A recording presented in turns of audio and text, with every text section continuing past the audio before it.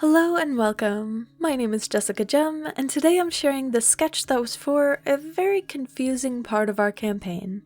I'll explain a bit more later, but I thought it would be neat to see the teams side by side. This is a bit of a long one, so let's get sketching.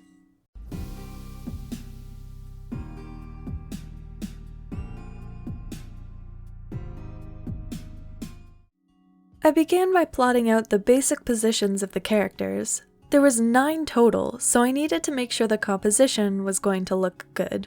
Or at least decent. I started with Alyssa, a human monk.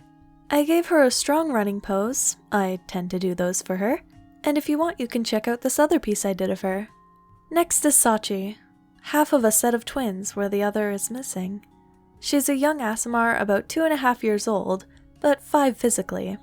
I decided to do a confident and carefree pose to contrast her mother, who you'll see in a moment. Up next is Rose, an Aasimar sorceress. She's a little bit nervous because she accidentally got married and bound to a town without knowing who she is. Next, I added Leo to the composition because I miscounted. My brain was thinking an even 4-on-4, but that was incorrect. I copied her body over to make Leah, a simulacrum turned mortal by powerful magic. She's also nervous as she's not sure she made the right choice in going with this group. And here, Volpez, or one of them.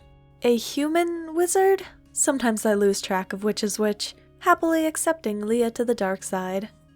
Next up is Lapis, a human fighter, kind of, with a strong walking pose as he goes off to train.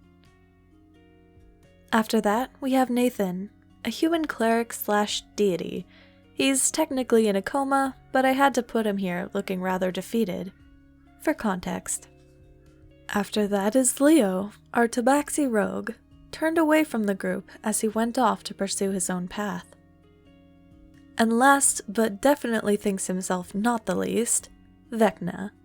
Yes, if you are familiar with D&D, that Vecna. Confident and cocky as he believes he's finally won.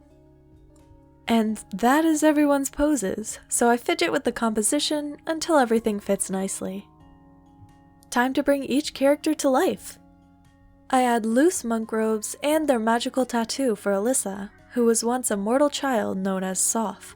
She met our crew not long before this, and was semi-adopted by the Deus family.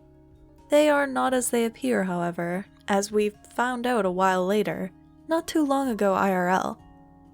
And now Rose, formerly known as Rael. She and 3 others were sent away by Vecna, having their memories locked away, only to be released upon the success of his plan that they could now no longer interfere with. Yes, you heard right earlier, she accidentally got married to a random prince. It's a long story.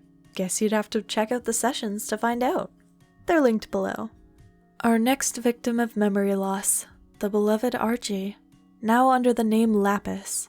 His divine connection no longer valid due to Nathan being out of commission, so he is just an incredibly strong, low-level fighter, training to be a guard for the city that this group now calls home.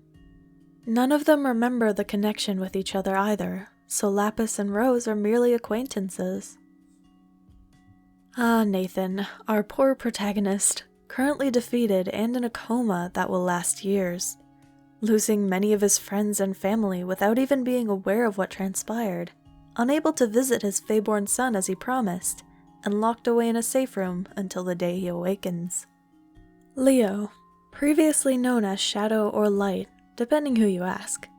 He didn't stay in the town with the others, but instead went searching for his own path in guilds or with sketchy individuals, more roguelike than he ever was before, to his own detriment. And Sachi, a growing little Aasimar with little idea of the magnitude of what had taken place, merely happy to be spending time with her caregiver, Leah. Speaking of, Leah, a simulacrum of Rael, given life by Vecna as Sachi's caregiver. She chose her name to forge her own path, but not lose her connection to who she used to be. She's nervous about what the future holds, as she now has to work alongside Vecna, who they've all been trying to fight for a long time. but she felt like it was the best option at the time. Vulpes. Vulpes, Vulpes, Vulpes. What a being. Or beings, as they've made many copies and alternate versions of themselves. More like an invasive species at this point. I think I was mostly interacting with number 4, though it may have been 2. Or 6? I can't remember. Anyways, this one is pretty fabulously dressed at least. And Vecna, the man of the hour, trying to be a deity and finally getting most of those stopping him out of the way.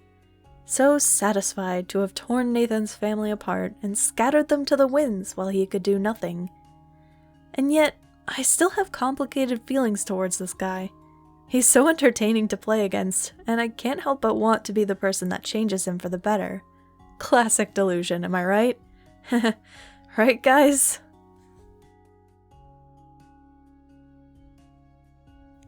Anyways, after all that, I added the base grays and sorted their positioning out again. I colored them all in, making sure that with any similar colors I picked from the ones I already had to try and unite this, at least a little.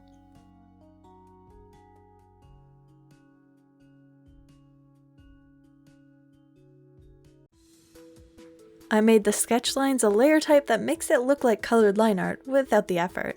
This is a sketch after all. And added some lighting and shadow to unite everything. Pull it together while also keeping everyone distinct from each other.